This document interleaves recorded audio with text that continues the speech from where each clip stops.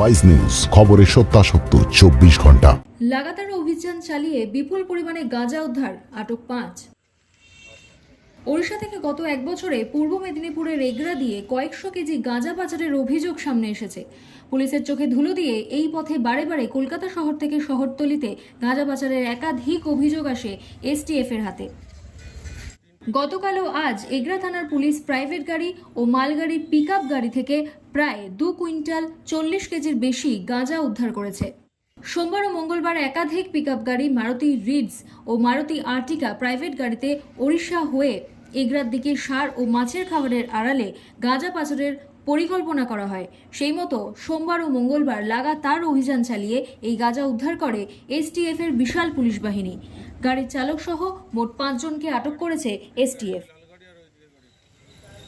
style.com tattoo studio, এখানে অতি যত্ন সহকারে ট্যাটু শেখানো ও ট্যাটু করা হয়। ট্যাটু স্টুডিওতে কোর্স করে আপনিও হতে পারেন একজন tattoo artist. Contact us for more details.